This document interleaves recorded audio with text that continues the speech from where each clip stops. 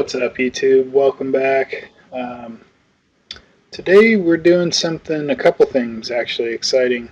The first is that I get to use the new ThermoWorks Smoke, put that into action, and we'll get to kind of see just based on a first impression feel for it. And then the other thing is I've decided to do a whole chicken spatchcock method, which also known as spatchcock'd. Um, where they get these names is a good question, but what it really is just a great way to present and prepare a chicken. Makes it a lot easier to cook faster, and it cooks a little bit more evenly because you're just basically flattening it out. So the first step is to take out the backbone, as you just saw. Easiest way I've found is just with some nice shears, some nice scissors, and then taking your chef's knife, a nice thick blade, and cutting into the sternum there just to make a notch, and then using your hand to kind of flatten that out and crack that sternum so the bird's laying flatter. Then you take the wings, and what I like to do is just kind of tuck them back behind themselves, both so that the winglet there is kind of protecting the wing a little bit from the grate and the heat, and also just to have kind of a grouping of the muscles there so it doesn't get too overcooked, which, anytime you cook a whole chicken or turkey, those wings are going to get a little overdone compared to the rest. So then you can trim it up. What I like to do then is to separate the skin from the breast meat. And one thing that I kind of messed up here, I know I'll probably be called out on it if I don't mention it, but it's just trying not to rip the skin off the chicken. As you can see there, just pulling on it, that's no good. I kind of ripped it pretty good there. So, you want to try and avoid that, but ultimately you can peel the skin back from the breast, and it really does a good job of exposing those chicken breasts. One of the important things I think with smoking meat is that you season the meat on the chicken as well as the skin. I think that adds a lot of flavor. For those that don't typically eat the skin, they can peel that skin off and still have a nice seasoned piece of meat underneath. So then, once I do that, I drizzle a little olive oil, cover up the breasts again, and season the outside skin. So you just get that rub everywhere. And the rub I used for this is a mixture of mostly just kosher salt, black pepper, flake, and then a bunch of really spicy chili powder that I got from Santa Fe. And a little bit of paprika just to give it more of that reddish hue, onion powder, and garlic powder. So that's basically what this rub is. If you really want to know the portions, just comment, and I'll be more than happy to share that. I don't really keep anything secret, but my wife really liked the rub. Definitely had some spicy notes to it, which I like. We're definitely in this house, we're spicy lovers, so I might even put a little bit of cayenne in there just to get a kind of different heat. So that's pretty much that. So as you can see there, now what I've done is I've taken off the skin from the chicken thighs and the legs, and just seasoning that meat, both the bottom and the top. Kind of the same thing that's done with the chicken breast, but you just want to make sure you get as much of the meat seasoned as you can, and then get that skin seasoned as well. Alright, so this is just a really good way to prepare the chicken. You want to make sure you get both sides like I'm doing here. And as you can already tell, when you're cooking on a grill or indirect heat with a smoker, it's just a really good way to make sure that you get kind of even distribution. It sort of flattens out the whole bird. I've seen people cook chicken, turkeys like this, and never been disappointed. So now I've thrown it on the grill, and this is just kind of giving you a shot You always want to put the probe into the center of the breast and just choose one. And as you can see, the pit itself is reading 275 and the chicken is at 49 degrees. And what I'm doing here is just real simply setting my high and low alarms for the air, for the pit, so that it'll go off if it goes below 250 and goes off if it goes above 350, which I'm not as concerned on the high alarm. I actually want to cook it really high through this cook. Pretty close. Bottom probe's a little off. Oh, there it went. So it just takes a second. There's a little bit of a lag, but not much.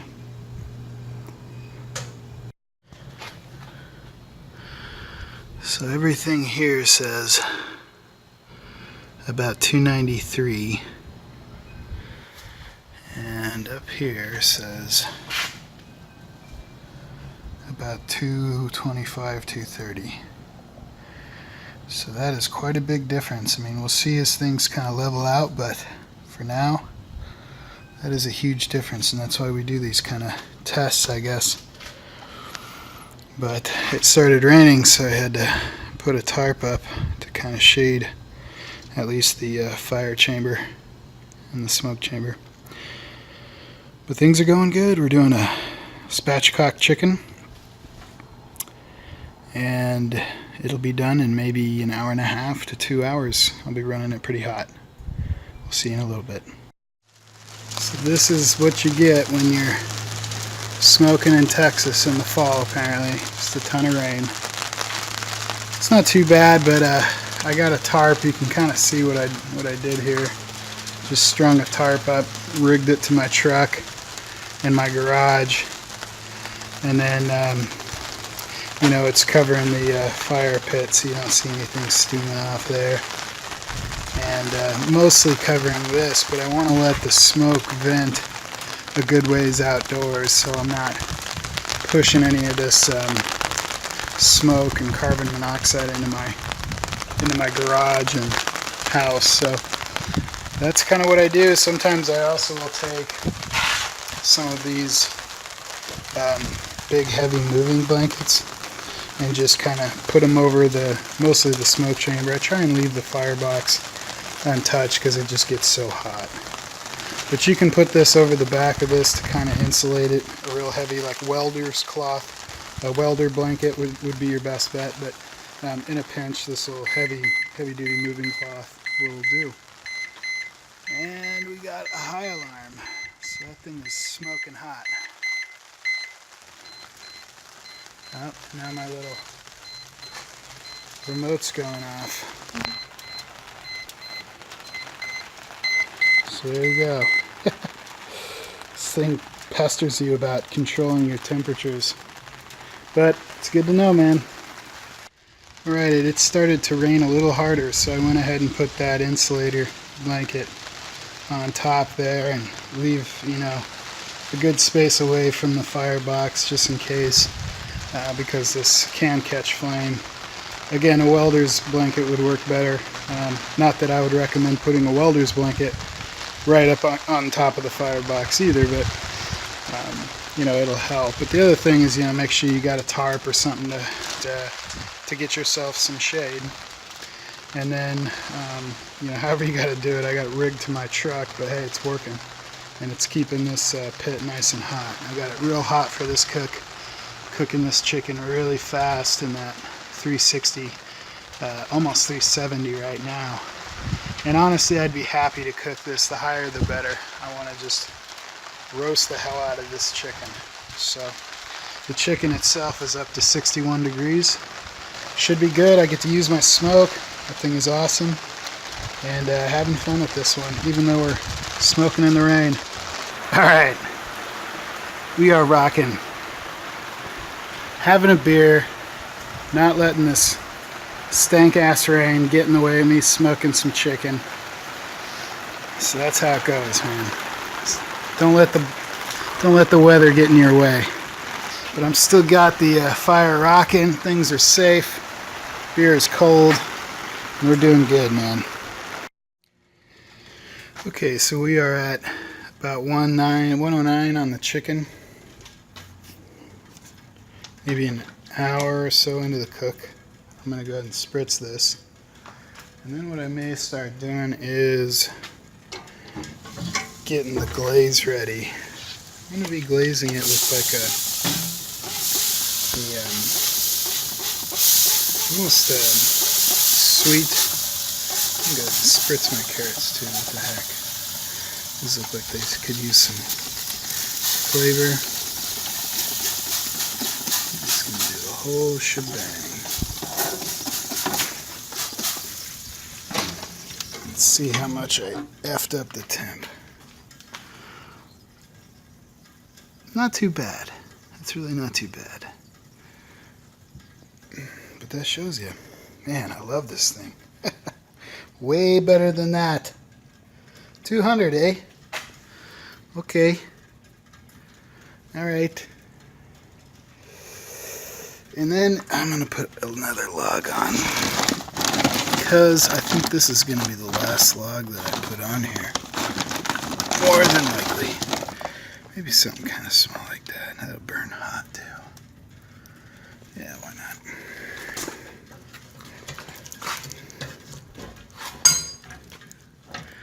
It's looking good. And okay, buddy. That's where it's at. See you. Keep on burning. Keep on smoking. Oh yeah, it works like a charm. Nothing rigged about that at all. It's perfectly safe. I got permits. Alright. Alright folks, we're back on this rig to get up. The weather's actually calmed down quite a bit. It's getting nice again. Here's a little piece of Texas for you. Beautiful day. Right after it rains. Kind of wish I was out fishing right now. Alright, so I got my some craft brew rocking from my hometown of Fort Collins, New Belgium. They make some good beer, some good craft beer. If you ever get a chance, I recommend it highly. Chicken's at 113 and a half, 113.7. Pit's been running about 350 the whole time, which is great for me. We're doing chicken and vegetables, some smoked carrots, and some smoked potatoes, so I think it's going to be good. So as soon as this chicken beeps at me, I might set this temp. Actually, I'm going to bring this down a little bit. So let's reset this. I want to know at 160. And the bottom temp is fine, of course, with meat. So now it'll beat me at 160. I can come with this guy, MK4 thermopen, and check, everything else out. So this has had plenty of time to regulate. My pit's reading 225 and it's really 350. I just gotta say, man, these things, I don't know. You can trust yours if you want, but I think this is the more accurate. I really do. So, anyways, ThermoWorks has never done me wrong so far. I'll maybe do a boil test at some point if I really think it's wrong. Maybe I should take this thing off, use it as a probe hole, and do the boiling test on that, just to show folks, that it's tough to believe these things. But either way, it's a calibratable analog thermometer, so I'll probably reset that. The smoke is calibratable as well, although I really can't imagine you would ever do that. They do that. They calibrate it in a laboratory with some pretty controlled environment. So I'm going to go ahead and trust the lab technicians over my boiling water calibration, and just trust that it's working good. I did do a simple test and kind of had two probes sitting next to each other, and it was within like 0.1, 0.2 most of the time. So I trust these things, man. They read the same. Fire's looking good. Everything's looking good. Keep smoking. Alright, so all I'm doing here is putting a glaze on it for the last, 15 to 30 minutes of the cook. I like to put, kind of a sweet teriyaki or barbecue, or what this is actually kind of a mixture. It's a Korean barbecue sauce. So just like to get something that's real sugary glazed on top there. It really adds kind of a nice candy coated kind of skin, just meat candy kind of flavor to it. So this is after the cook. Slice into it. Everything was really good.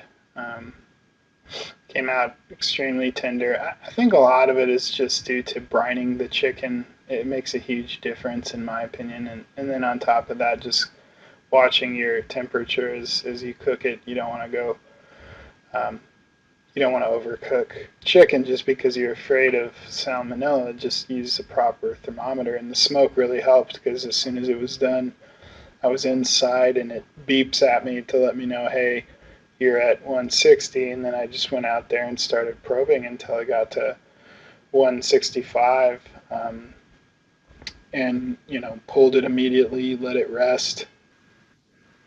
Another thing that I wanted to mention is just learning to cook on this offset smoker has been a real joy and just a pleasure to kind of learn the intricacies and the fire management and just how hands-on it is. But the other thing is just the amazing quality.